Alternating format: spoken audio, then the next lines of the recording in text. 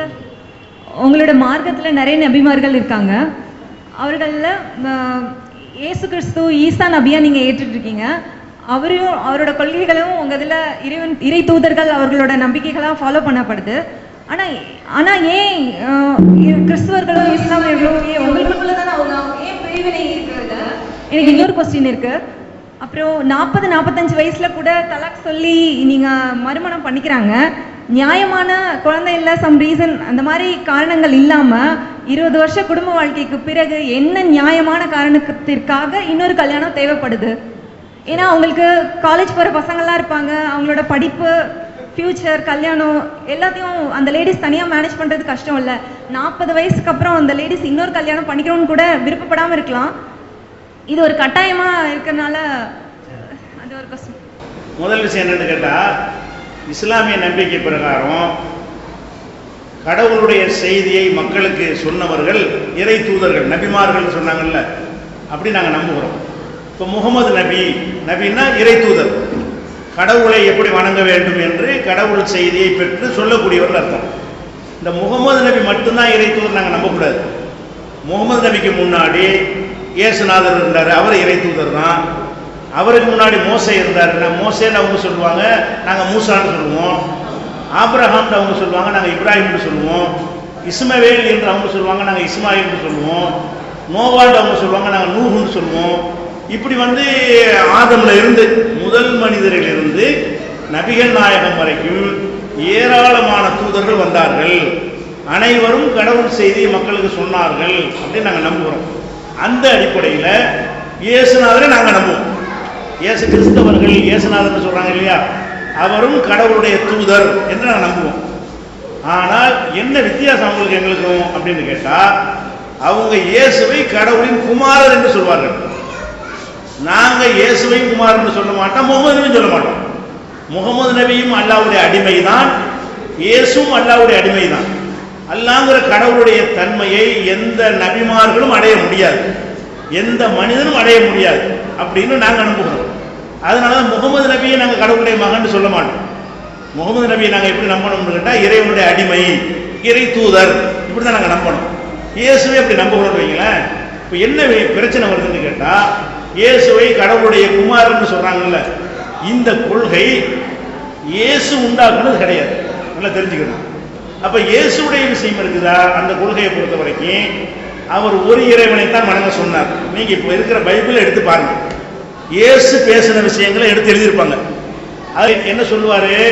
நீ ஒரு இறைவனைத்தான் வணங்க வேண்டும், முழு அன்போடும் முழு இருதயத்தோடும் நினைவு கூறுவாயாக, அந்த பிதா அல்லாமல் வேறு பிதா உனக்கு இல்லை அப்படின்னு சொல்லுவார். அதே மாதிரி நிறைய வசனங்கள் இயேசு சொன்னது பைபிள்ல எப்பவும் இருக்கிறது. அவர் போதிச்சதெல்லாம் என்னன்னு கேட்டா, ஒரு கடவுளை வணங்குங்கள். முகமது நபி என்ன போதித்தாரோ அதைத்தான் இயேசுவும் போதித்தார். எந்த அளவுக்கு போதித்தாருன்னு கேட்டா, ஒரு அம்மா வர்றாங்க, 2 பிள்ளைகளை கொண்டு நீங்க பரலோக ராஜ்யம், அதாவது மரணத்துக்கு பிறகு உள்ள வாழ்க்கை இருக்குல்ல, அங்க நீங்க வரும் பொழுது இந்த 2 பிள்ளைகளையும், இந்த பிள்ளைய உங்க வலது பக்கம் வச்சுக்கிறங்க, இந்த பிள்ளை உங்க இடது பக்கம் இருக்கிற மாதிரி நீங்க அருள் புரியுங்க அப்படின்னு அந்த அம்மா இயேசு கிட்ட கேட்கும். அப்ப இயேசு என்ன செய்வாரு? என் சித்தப்படி அல்ல, என் பிதாவின் சித்தப்படி தான் அது நடக்கும், என்கிட்ட எந்த பவரும் கிடையாது. கடவுள் நினைச்சா அப்படி வைப்பாரு, இல்லைன்னா எங்கேயும் போட்டுவாரு, நான் எனக்கு அந்த பவர் ஒன்றும் கிடையாது அப்படின்னு இயேசு சொன்னார் என்றெல்லாம். இன்னைக்கு நீங்க பைபிளை படிச்சா கூட இயேசு சொன்னதை பிரிங்க, மற்றவங்க சொன்னதை பிரிங்க. இயேசு சொன்னதுன்னு எடுத்து பார்த்தீங்கன்னா அதில் அவர் கடவுள் என்றோ கடவுள் குமாரர் என்றோ சொன்னதாக இருக்கவே இருக்காது. எல்லாமே ஒரு கடவுளை வணங்கு, அவனை தவிர ஒரு கடவுள் வேண்டாம் அப்படின்னு தான் இருக்கும். இன்னும் சொல்ல போனா, இப்ப நடைமுறையில் இந்த ஃபாதர்கள் இருக்குல்ல, ஃபாதர்கள் சொல்றாங்க, ஃபாதர்னா தகப்பன்னு அர்த்தம். அதுல என்ன செய்யுது? யாரையும் நீ ஃபாதர் என்று சொல்லாதேங்கிறார் இயேசு. நீ ஒருத்தனையும் தந்தை என்று சொல்லாதே, தேவனை தவிர உனக்கு யாரும் தந்தை இல்லை, தந்தைங்கிற அந்த அர்த்தத்தில் தான் சொல்ற கடவுள். அப்ப பாதிரியார்கள் செய்யறது, பெரிய வங்கிகளை தொங்க விட்டு கொடுக்கிறார்கள், அந்நிய பாஷை பேசுகிறார்கள், புரியாத முறையில் உணர்கிறார்கள், இவர்கள் கேடுகட்டவர்கள் எல்லாம் கண்டிக்கிறார் இயேசு. அப்ப இயேசு பணத்துக்கு ஆசைப்படுகிறார்கள், மதத்துக்கு ஆள் பிடிக்கிறார்கள்னா சில போதனை செய்வார். அவர் படிச்சு பார்த்தோம்னு சொன்னா இப்ப இருக்கிற போதகர்களை கண்டிக்கிற மாதிரி தான் இருக்குமே தவிர இது ஆதரிக்கிற மாதிரி இருக்கவே இருக்காது. முகமது நபி சொன்னது இயேசு சொன்னதும் ஒரே கொள்கை. அப்புறம் எப்படி இது வந்துச்சுன்னு கேட்குறீங்களா? கிறிஸ்தவ நம்பிக்கை பிரகாரம் சிலுவையில் அரைஞ்சு உயிர் தெழுந்து அப்புறம் பரலோகத்துக்கு போயிட்டாருன்னு அவங்க சொல்றாங்க, சீடர்களுக்கு காட்சி இருந்தாருன்னு. இந்த சம்பவத்துக்கு அப்புறம் இயேசுடைய எதிரியாக சவுல்னு ஒருத்தர் இருந்தார். இயேசு காலத்துல இயேசுவின் எதிரியாக இருந்தவர். அவர் என்ன செய்யறாருன்னு கேட்டா, இயேசு நினைச்சிட்டு இருக்காங்க சிலுவையில் அரைஞ்சதாக காப்பாத்திட்டான்னு நாங்க நினைச்சிட்டு இருக்கோம் முஸ்லிம்கள். அவங்க கிறிஸ்தவ நினைக்கிறாங்கன்னு கேட்டா 3 நாள் உயிர் தெழுந்து போயிட்டாருன்னு சொல்றாங்க. இதை வைத்து கொண்டவர் என்ன செய்யறாருன்னு கேட்டா, சவுல் என்பவர் எனக்கு இயேசு காட்சி தந்தாரு, இவர் எதிரியா இருந்தாரு, எனக்கு இயேசு காட்சி தந்து எனக்கு அதை சொன்னார் இதை சொன்னார்னு சொல்லி அவர்கிட்ட எனக்கு செய்தி கிடைச்சதுன்னு மக்கள்கிட்ட சொல்ல ஆரம்பிக்கிறார். அவர் சொன்னதுதான் இந்த பவுல். சவுலுங்கிறவன் அவர் தான் பவுலுன்னு பின்னாடி பேராச்சு. இந்த பால்னு ஜான் பால் அந்த பால் பேர் சேர்க்கிறாங்கல்ல, அந்த பவுல் அடிகள். இந்த பவுல் அடிகள் என்பவர் இயேசுக்கு எதிராக இருந்து இயேசுக்கு பின்னாடி இந்த கொள்கையை கொண்டு வர்றார். இந்த கொள்கை, இயேசு நமக்காக ரத்தம் செஞ்சினார், அதை நம்ம பாவத்தை சுமந்து கொண்டார். ஆதாம் பாவம் செஞ்சாரு, அதனால நம்ம பாவியா பிறக்கிறோம். இந்த பாவத்தை சுமந்து கொள்வதற்காக வேண்டி இயேசு தன்னையே கொடுத்தார் அப்படின்னு சொல்லி ஒரு நம்பிக்கையை கொண்டு வர்றாங்க. நீங்க எப்ப கிறிஸ்தவன் ஆக முடியும்னு கேட்டா, நமக்காக இயேசு ரத்தம் சிந்தினார் நம்பணும் இப்படின்னு ஒரு கொள்கை பவுல் சொல்றாரு. இது பவுல் தான் சொன்னாரே தவிர, இயேசுக்கு பிந்தி தான் சொன்னாரே தவிர, அப்படித்தான் பைபிள்ல இருக்கே தவிர இயேசு சொன்னதாக இல்லை. அப்ப நீ என்ன பார்க்க வேண்டியிருக்குன்னா, இயேசுவை சிலுவையில் அறைய போறாங்கல்ல, அப்ப இயேசு என்ன சொல்றாரு தெரியுமா? ஏலி ஏலிலாமா சபக்தானி அப்படிங்கிறார். என் தேவனே ஏன் என்னை கைவிட்டு விட்டான்னு கேட்கிறாரு. அவர் பலியானாரு, அவரை விரும்பி பலியானாருங்கிறாங்க. பைபிளே சொல்லு விரும்பிலாம் பலியாகலன்னு சொல்லு. அவர் பலியாக கொடுப்பது கடவுள்கிட்ட கெஞ்சிறாரு, கடவுளை என்னை காப்பாத்து, எனக்கு மேல ஒரு கடவுள் இருக்கிறாருன்னு தான் அந்த அழுதழுது வரலாபித்தாரு, அழுதழுது கெஞ்சினார்லாம் பைபிள்ல வருது. என்னை காப்பாற்றி விடும், என்னை எடுத்து போடும் இந்த துன்பத்தின அப்படின்னு கெஞ்சினாரு. இரவு முழுதும் ஜெபம் பண்ணி கொண்டே இருந்தார் கடவுள்கிட்ட. அப்படின்லாம் இருக்கும் பொழுது அவர் இப்படி கடவுள் ஆவாரு? பைபிள்ல பாத்தீங்கன்னா சாப்பிட்டாருன்னு வருது, சாப்பிட்றது கடவுளா இருப்பாரா? குடிச்சாருன்னு வருது, கடவுளா இருக்க முடியுமா? இப்படி நிறைய மாற்றங்கள் இருக்குது. அந்த மாதிரி பவுல் இது தெரிஞ்சு கொள்வதா இருந்தா நம்ம சொல்ல வேணாம். ஒரு பெரிய வரலாற்று மைக்கேல் ஹார்ட் ஒரு வரலாற்று ஆசிரியர், உலகத்தில் சிறந்த வரலாற்று ஆசிரியர்கள் அவர் ஒரு ஆள். அவர் என்ன செய்யறாருன்னா, த 100 ஒரு புக் எழுதுறாரு. உலக வரலாற்றை புரட்டி போட்டு 100 பேர், உலகத்தில் உள்ள வரலாற்று உள்ள ஆட்கள்லாம் எடுத்து ஒரு 100 பேரை செலக்ட் பண்றாரு. பல்லாயிரக்கணக்கானதை எடுத்து அதில் 1000 எடுத்து அதில் அப்படி பிரிச்சு கொண்டு வந்து ரொம்ப ஒரு தாக்கத்தை ஏற்படுத்திய ஒரு 100 பேர் என்ன செய்யறாரு, எழுதி த 100 புக் வெளியிடுறாரு. அது தமிழ்லையும் 100 பேர்னு வந்திருக்கு. அந்த புஸ்தகம் தமிழா உலகம் முழுவதும் எல்லா மொழிகள்லையும் மொழிபெயர்க்கப்பட்டிருக்கிறது. அந்த 100ங்கிற புக்கில் அவர் முதல் ஆளாக இந்த உலகத்தில் உள்ள மனிதர்கள் எல்லாம் ஒரு ஆளுக்கு முதலிடம் கொடுப்பதாக இருந்தால் முகமது நபின்னு முதல் போடுறார். இந்த உலகத்தில் உள்ள ஆட்கள்ல இருந்து 100 பேரை பொறுக்கி அந்த 100ல் ஒரு ஆளை நான் போடுவதாக இருந்தால் முகமது நபின்னு போடுறாரு. ஐன்ஸ்டீன் 2வது இடத்துல போடுறாரு. 3வது இடத்துல இயேசுநாதன் போடுறாரு. இயேசுக்கு 3வது இடம் தான் கொடுக்குறாரு. அப்ப என்ன செய்யறாரு, முன்னுரையில் அதை பற்றி குறிப்பிடுறாரு. நான் கிறிஸ்தவனாக இருந்தும் இயேசுவுக்கு நான் ஏன் முதலிடம் கொடுக்கவில்லை என்று நீங்கள் நினைக்கலாம், முகமதுக்கு ஏன் கொடுத்தோம்னு நினைக்கலாம். அதுக்கு காரணம் என்னவென்றால், கிறிஸ்தவ மதம் உலகம் பூரா பரவி இருந்தாலும் அதிகமான மக்களை சென்றடைந்திருந்தாலும் அந்த கொள்கைக்கும் இயேசுவுக்கும் சம்பந்தம் இல்லை. அவர் சொல்றார், இயேசு உண்டாக்குனது அல்லது. இப்ப இருக்கிற கிறிஸ்தவம் என்பது இயேசுவுக்கு பின்னால் பவுல் உண்டாக்குனது. இஸ்லாத்தின் பெயராக உள்ள எல்லாத்துக்கும் முகமது சொந்தக்காரர், முகமது தான் அது பொறுப்பாளி.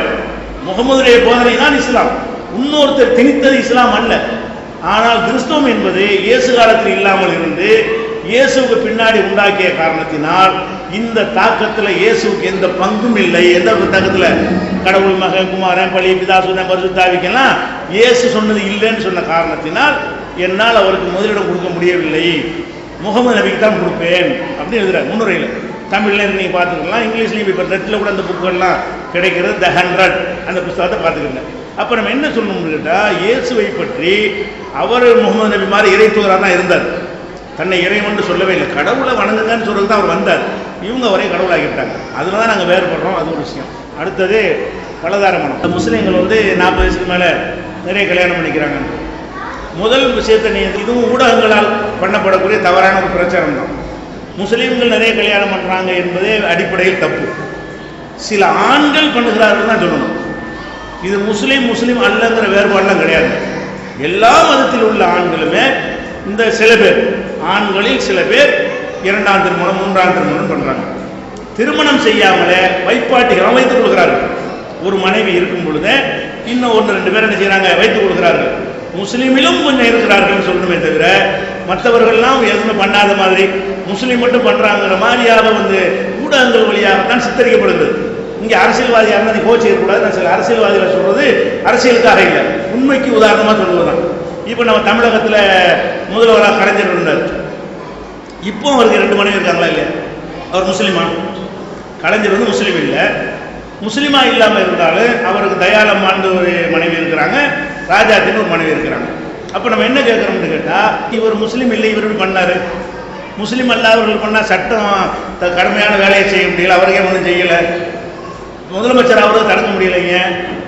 அப்போ இந்தியாவில் ராம்விலாஸ் பாஸ்வான்கிற இந்தியாவில் அதிகமான வாக்கு வித்தியாசத்தில் ஜெயிச்ச ஒரு எம்பி, இந்தியாவில் அதிக வித்தியாசத்தை ஜெயிச்ச ஒரு எம்பி யாருன்னு கேட்டால் ராம்விலாஸ் பாஸ்வான்கிறவர்.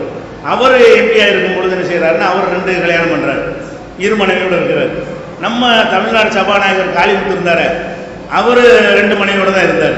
இல்லைங்களா? காளிமுத்து சபா அவரும் முஸ்லீம். அவங்கலாம் இப்போ காங்கிரஸ் தலைவராக போட்டிருக்காங்களே திருநாவுக்கரசு, அவருக்கு 2 மனைவி தான், அவர் முஸ்லீம். அவர் தலைவர்கள் எதுக்கு சொல்கிறேன்னு கேட்டால் தெரிஞ்ச விஷயம். ஊருக்குள்ள 4 இருக்குது. நான் தலைவர்களை சொல்வது காரணம்னா அனைவருக்கும் தெரிஞ்ச விஷயம். எங்கள் ஊரில் உள்ள 4 பேர் சொன்னால் உங்களுக்கு தெரியாது, இல்லை அந்த பட்டியலில் சொன்னால் அர்த்தமற்றதாக போயிடும். எதுக்கு இது சொல்கிறேன்? பெரிய பெரிய லீடர்கள் எடுத்து பார்த்தீர்களே, ஆனால் முஸ்லீம் லீடர்களை லிஸ்ட் கொண்டு வாங்க. யார் 2 முன்னாடி இருக்கிறா சொல்லுங்க. நான் லீடர்களை காட்டுறேன்ல, அந்த மாதிரி முஸ்லீம்ல பல கட்சிகள் இருக்கா இல்லையா? அது எந்த தலைவர் 2 முன்னாடி இருக்கிறாரு? தலைவருக்கு தலைவர் கம்பேர் பண்ணா கூட இல்லை. இது அல்லாமல் இந்த பப்பாட்டி தனியாக, சின்ன வீடு தனியாக அது இருக்கு. இது முறையாக சொல்லிக்கொண்டு கல்யாணம் பண்ணுற ஒரு விஷயம் இருக்கிறது. அப்போ ஆண்கள்கிட்ட இந்த மாதிரியான ஒரு பலவீனம் இருக்கிறது. அது என்னதான் இருந்தாலும், என்ன சட்டத்தை போட்டாலும் அவங்க இந்த மாதிரி போய் கொண்டிருக்கிறார்கள் என்பது அனைவருக்குமான ஒரு பொதுவான ஒரு விஷயம். நல்ல விளங்கிக் கொள்ளும். இது முஸ்லீமுக்குமான விஷயம் கிடையாது. வித்தியாசம் என்னவென்று சொன்னால், இப்போ இந்த மனைவியோட பிரச்சனை வரும்பொழுது, அவனுடைய தேவைகள் பூர்த்தியாகலைன்னு நினைக்கும் பொழுது வேறு மாதிரி தாவி என்ன செய்யறான், பப்பாட்டி சின்ன வீடு வச்சுக்கிறான். இந்த சின்ன வீடை வைக்கிறதுக்கு நம்ம நாட்டில் தடையே கிடையாது. தடை இருக்கா? பப்பாட்டி வச்சுக்கிறதுக்கு நம்ம நாட்டில் ஒரு கேஸ் போட முடியுமா? கேஸ் போட முடியாது. அப்போ சின்ன வீடு வைத்துக் கொண்டு அவன் என்ன செய்யலாம், 2 பேர் விரும்பி அவர்கள் உடலுறவு கொண்டால் குற்றமில்லை நம்ம நாட்டு சட்டம் சொல்லுது. சட்டப்படி அதை தண்டிக்க இயலாது என்ற காரணத்தினால் இப்படியாக பப்பாட்டின்னு வச்சுக்கிறாங்க. அப்போ இஸ்லாம் என்ன சொல்லுதுன்னு கேட்டால், உலகம் பூரா எல்லார்ட்டையும் இருக்கக்கூடிய இந்த தன்மைக்கு ஒரு நெறிய உண்டாக்குது. அடைய முடிஞ்ச அளவுக்கு ஒரு பொண்ணோட வாழ்க்கை நடத்துறா, 2 பொண்டாட்டி கட்டிக்கன்னு ஆர்வமாக விட்டுது. ஆர்வம் விட்டு நான் தான் கட்டிட்டு போயிருப்பேன். ஆர்வம் விட்டுதுன்னு சொன்னால் எல்லா முஸ்லீம்களும் அப்படி கட்டிட்டு போயிருப்பாங்களே. ஆர்வம் விட்டு அதை ஊக்குவிச்சு எல்லாரும் 2 பொண்டாட்டி 3 கட்டிடுவான்னு யாருக்கு சொல்லவும் இல்லை. இஸ்லாம் என்ன சொல்லுது, நீங்கள் இந்த பலவீனம் சில பேர் எல்லாத்தையும் இல்லாட்டா கூட சில பேர்கிட்ட பலவீனம் இருக்கு, எல்லாமல்கிட்டையும் கிடையாது. அந்த சகோதரி சொன்ன மாதிரி 40 வயசுக்கு வாழ்ந்துட்டு போனவன்னு இருக்கிறான், 95 வயசு வரைக்கும் ஒருத்தியோட வாழ்றவன் அதிகமாக இருக்கான். இது ரொம்ப ரேரா 1-2 பேர் இருப்பான். முஸ்லீமில் இருப்பான், முஸ்லீம் எல்லாமே இருப்பான். இஸ்லாம் என்ன பண்ணுதுன்னு கேட்டால், அப்படித்தான் அவனை வழிகட்டு போயிடுவேன், விபச்சாரம் பண்ணிடுவேன் என்கிற நிலைமைக்கு நீ ஆளானால் பொண்டாட்டிங்கிற அந்தஸ்தை கொடுத்துட்டு செய்யறா. இதுதான் இஸ்லாம் சொல்லுது. பப்பாட்டின்னு வச்சா அவளுக்கு எந்த உரிமையும் கிடையாது, அவளுக்கு வாரிசு உரிமை வராது. இவன் செத்த பிறகு வாரிசு உரிமை வரணும், அது வராது. அவள் மூலமா பெறுகிற குழந்தைக்கு பிள்ளைங்கிற ஒரு அந்தஸ்து வராது. அப்படி நீ விடாமல் நீ இன்னொரு பெண்ணு தேவைதாங்கிறதா உன்னுடைய அவசியம் வந்தால், அப்படி இல்லை என்றால் நீ விபச்சாரத்தில் விழுந்து விடுவாய் என்று இருந்தால், சின்ன வீடுன்னு வைத்துக் கொள்ளாமல் ஓப்பனா டிக்ளேர் பண்ணி என் பொண்டாட்டி நான் சுமந்து கொள்வேன்னு சொல்லு. அப்படி சொன்னால் பல பெண்கள்கிட்ட போற எண்ணிக்கை குறையும். சின்ன வீடா இருக்கிறதுக்கு சுமக்க வேண்டியது இல்லை. ஒரு வாரத்துக்கு இந்த சின்ன வீடு, ஒரு வாரத்துக்கு அந்த சின்ன வீடு போயிட்டு இருப்பான். ஏன்? எதையும் சுமக்க தேவையில்லை. பப்பாட்டின்னு வச்சுக்கிட்டோம்னா மனைவின்னு வச்சா எல்லாத்தையும் சுமக்கணும். அந்த மாதிரி ஒரு கண்டிஷன் போட்ட பிறகு பல பெண்களை மணக்கக்கூடிய எண்ணிக்கை இஸ்லாத்தில் குறைவாக இருக்கிறது. இதை நான் சொல்லவில்லை. பாராளுமன்றத்தில் பலதார மனம் செய்தவர்கள்ங்கிற ஒரு பட்டியல் வாசிக்கப்படுகிறது. அதில் முஸ்லீம்கள் 4% இருக்கிறார்கள். மற்றவங்களெல்லாம் அவங்க ஒப்பிட்டு பார்க்கும்போது அவங்க தான் 96 இருக்கிறாங்க. அது பாராளுமன்றத்தில் வெளியிடப்பட்ட புள்ளி விவரம். முஸ்லீம் அல்லாதவர்கள் தான் அதிகமாக செய்கிறார்கள். இஸ்லாம் அந்த பெண்களை உரிமை பறிக்கிறதாங்கிற நூல் தருவாங்க. அதில் நீங்கள் பார்த்துக்கணும், ஃபுல் விவரம் இருக்குது அதில். அப்போ என்னதுக்கு சொல்கிறோம்னு கேட்டால், இது ஒரு ஆம்பளை என்ன செய்கிறான்னு கேட்டாங்க, பெண்களுக்கு பல பலவீனங்கள் இருக்குது. என்ன பலவீனம் அதை நீங்கள் புரிஞ்சுக்கணும். பெண்களே ஒரு காரணம். என்ன காரணம்னு கேட்டால் ஏன்னா இந்த விஷயம் கேள்வியாக வந்துட்டதுனால அதை தவிர்ப்பது உங்கள் கையில் இருக்கிறது. என்ன பிரச்சனை என்று கேட்டால் சந்தோஷமாக வாழ்க்கை நடத்திட்டு இருப்பாங்க. அவங்களுக்கு ஒரு தலைக்கு மேலே தோளுக்கு மேலே ஒரு புள்ள வந்துருச்சுன்னு வைங்களேன். புள்ள வந்துச்சுன்னு சொன்னால் புருஷனோட தனியாக இருக்கிற ரொம்ப பயங்கரமான பாவமான காரியம் மாதிரி என்ன செய்வாங்க, ஒதுங்குவாங்க. கணவனோட தனியாக இருப்பது என்பது இந்த பிள்ளைகள் விவரம் தெரிகிற காலம் வரைக்கும் தான் அந்த ஆணோட ஜாலியாக இருப்பாங்க. அதுக்கப்புறம் அவங்க என்ன செய்வாங்கன்னு கேட்டால் புள்ள இருக்குது அது இப்படிம்பாங்க. இப்படின்னு சொன்னால் இது ஒரு நாளைக்கு இருப்பான், 2 நாளைக்கு இருப்பாங்க. இது என்ன தப்பாது? அவனும் கல்யாணம் பண்ண தான் போகிறீங்க, அனுமதிக்கப்பட்ட ஒரு காரியம். புருஷன் முன்னாடி ஒன்றா இருக்க வேண்டியது தானே. அந்த கணவனை நெருங்க விடாமல் செய்யக்கூடிய பெண்கள் எதனால மடத்தனது? அவனுக்கு ஒரு உணர்வு இருக்குன்னா அதுக்கு ஒரு வடிகாலாக தானே கல்யாணத்தை பண்ணுறோம். அதுக்கான வாசலை நீங்கள் அடைச்சிங்கன்னு சொன்னால் அவன் என்ன செய்வான், ஒரு நாளைக்கு முன்பு 2ஆம் நாள் இருப்பான். என்னடா இது இதே வேலையாக இருக்குது, வேறு எங்கடா போவோம். அதுக்கு காரணம் என்ன? நீங்கள் ஒரு இணக்கமான முறையில் அந்த விஷயத்தை நான் அணுகுவது கிடையாது. பிள்ளைகள் பெருசாக வந்தால் என்ன, பேரம்பேத்தி எடுத்தது என்ன, மகளுக்கு கல்யாணம் பண்ணி கொடுத்துனாலும் இல்லை, நெருங்க விட மாட்டாங்க. மகளுக்கு கல்யாணம் கொடுத்தா உனக்கு என்ன சம்பந்தம் இருக்குது? மகளுக்கு அவ உடம்பு வேற, உன் உடம்பு வேற, அவ தேவை வேற, உனக்கு தேவை வேற. இன்னும் சொல்ல போனால் அந்த 25 வயசில் இருப்பதை விட 35-40 ஆசைகள் கூடுதலாக இருக்கும். அதான் இன்னைக்கு உடற்கூறு ரீதியாக சொல்லுகிறார்கள். அப்போ அந்த ஆசைகள் அதிகரிக்கக்கூடிய ஒரு காலத்தில் என்ன பண்ணுறீங்க, பிள்ளைகள் மேலே காரணம் காட்டிக்கிட்டு கணவன் நெருங்க விடலைன்னு சொன்னால் கல்யாணம் பண்ணுற சமுதாயத்தில் கல்யாணம் பண்ணிக்கிடுவான், பப்பாட்டி வைக்கிற சமுதாயத்தில் பப்பாட்டி வச்சுக்கிடுவான், இல்லாட்டி ஊர் ஊராக போய் அலைஞ்சிட்டு தெரியுமா. அப்போ நம்ம என்ன செய்யணும், பெண்கள் மனைவிமார்கள் ஆரம்பத்தில் எப்படி கணவனை ஈர்க்கக்கூடியவர்களாக இருந்தீர்களோ அந்த மாதிரி இருந்த ஒரு ஆம்பளுக்கு எத்தனைக்கு ஏழு நான் கேட்குறேன். அப்படியே கடவுள் படைச்சிருக்காரு. அந்த மாதிரிலாம் சக்தி மனுஷன் கொடுக்கல. அது நீங்கள் புறக்கணிக்கும் பொழுது தான் இன்னொன்றுக்கு போக வேண்டியிருக்கே தவிர இருக்கிற மனைவியை சரியான முறையில் அப்ரோச் பண்ணி ஒரு ஆம்பளுடைய பலவீனம் தேவை இருக்குது, நம்ம சரியான முறையில் தேவை கிடைக்கவில்லை என்றால் அவன் தடமாறிடுவான் அப்படிங்கிறத விளங்காட்டி என்ன வாழ்க்கை நடத்திருக்கீங்க? இத்தனை வருஷம் குடும்பம் நடத்துனீங்க, வாழ்க்கை நடத்தீங்கன்னா ஒரு ஆம்பளை எப்படி இருப்பான்ற விளங்காட்டி இது என்ன வாழ்க்கைங்கிறேன். ஒரு ஆணை தானே இருப்பான். அவனுடைய தேவைகளுக்கு தான் மெயின் காரணம். நான் விசாரித்த வகையில் என்னென்னு கேட்டால் வீட்டு நெருங்க முடியல. பஞ்சாயத்து எங்கள் ஜமாத்துக்குலாம் வரும் சில விஷயங்கள் விசாரித்தா எதுதான் சொல்கிறாங்க, எல்லாரும் என்ன செய்கிறாங்க, இந்த பொம்பளை இப்படி தான் செய்யுதுன்னு சொல்கிறாங்க. அப்போ இந்த மாதிரியான தன்மைகள் வரக்கூடாது. பெண்கிட்ட இருக்குது உங்களுக்கு தேவையில்லாட்டாலும் அதுக்கு தகுந்த மாதிரியான ஒரு விஷயம். சில பேர் பகல் நேரத்துலலாம் பகல் ராத்திரி ஆகட்டும் இப்படிங்கிற நேரத்தில் பல சடங்குகள், இது வெள்ளிக்கிழமை இன்னைக்கு பண்ணக்கூடாது, வியாழக்கிழமை பண்ணக்கூடாது, இப்படி இல்லாத கிருக்கத்தான் ஆசை பண்ணி போயிட வேண்டியதானே. இதுக்கு என்ன வெள்ளிக்கிழமை, ஞாயிற்றுக்கிழமை, பகல் என்ன, இரவு என்ன, தேவைக்கு அவ்வளோதான் விஷயம். இப்போ தேவைங்கிற அடிப்படையில் பசித்தா சோறுதிங்கிற மாதிரி இது ஒரு வகையான ஒரு பசி ஏற்படும் பொழுது சாப்பிடும். இப்போ பசிக்குது நாளைக்கு சாப்பிட ஒத்துக்குறீங்களா? அப்போ அந்த மாதிரியாக நம்முடைய அணுகுமுறைகள் பெண்கள்கிட்ட இருக்கிறது முக்கியமான ஒரு காரணம். அது போக அவங்க ஒரு ஆரம்ப காலத்தில் என்ன மாதிரியாக ஒரு அலங்கரித்து கொண்டு ஒரு கணவனை ஈர்க்கிற விதமாக ஒரு ரசனையாக இருப்பார்களோ அதையும் நீங்கள் கண்டினியூ பண்ண மாட்டேங்கிறீங்க. ஒரு கட்டத்துக்கு பிள்ளை பெற்றோன்னு என்ன செய்யறது, மருமகம் எடுத்து கல்யாணம் பண்ணி கொடுத்தோன்னா பரட்டைய தலையோடு உட்காந்துட்டு தான் எப்படி இருக்கு. என் அப்போ அதே மாதிரி இருக்க வேண்டியது தானே. கணவன் இருக்கானா இல்லையா, கணவன் ஊரில் இல்லை வெளிநாட்டில் இருக்கானா, அது ஒரு கணக்கு. கணவனோடு இருக்கக்கூடிய நேரத்தில் எப்பவும் ஒரு அலங்கரித்து கொண்டு கணவன் பார்த்தால் உங்களை விரும்பக்கூடிய வகையிலாம் நடந்தால் தானே அவனுக்கு ஒரு தூண்டுதல் ஏற்படும். அப்போ அந்த தூண்டுதல் வர்ற மாதிரி நீங்கள் நடக்கவில்லை என்று சொன்னால் அவனுக்கு வேறு மாதிரியான தானே வரும். இந்த சமூகத்தில் தான் நடக்கிறது. பெண்கள் இப்படி ஒரு கட்டுப்பட்டிகளாக வளர்க்கப்பட்டிருக்கிறார்கள். இது ஒரு மார்க்கத்தில் அனுமதிக்கப்பட்டது, இப்படி பாவமான காரியம் ஒன்றும் கிடையாது. அதுக்கு தகுந்த மாதிரி நடந்து கொண்டால் இதெல்லாம் செய்யாது, வராது. இது மாதிரி நான் விசாரித்த வகையில் இதுதான் முக்கியமான அந்த வீட்டு அமைப்புகள், அந்த மாதிரிலாம் பல காரணங்களாக இருக்குது. ஒரு ரூமு தான் இருக்கு, மருமகனை கொண்டா வச்சுட்டு என்ன செய்யறது, தனி கொடுத்தன வை, கூட்டு குடும்பம்லாம் இதெல்லாம் கிடையாது. வழங்குதா, அதுக்கு வாய்ப்பு இல்லைன்னு சொன்னால் அவங்கள தனியாகவே நீ தனியாக ஒரு இடத்துக்கு உட்காரு, நீ சந்தோஷமா இரு. அப்போ சந்தோஷமாக என்ஜாய் பண்ணுற வாசல்களை திறக்கிறதுக்கு யோசிக்கணுமே தவிர சின்ன வீடாக இருக்குது, எங்கள் வீட்டில் அதுக்கு வசதி இல்லை, அப்போ வசதிகள் விட்டு போதனை செய்வான். இதான் மேட்ரு. அதனால பலதார மனம் என்பதற்கு பல காரணங்கள் இருக்கிறது. இன்னும் சில விஷயங்கள் பெண்களுக்கு மாத்திரம் இருக்கிற ஒரு சபையில் பெண்களை வைத்தான் சொல்லித்தரணும். அது மாதிரி தான் சில விஷயங்கள்லாம் இருக்குது. அப்படிலாம் சில விஷயங்களை நீங்கள் அனுசரித்து நடந்தீர்களே ஆனால் இப்படியான எண்ணம் ஒரு ஆம்பளைக்கு வராது. இந்துவாக இருந்தாலும் முஸ்லீமாக இருந்தாலும் சரி, அந்த எண்ணம் வராது. அது உங்களை சுற்றிக்கிட்டே அவர் நிற்பார். சரியா?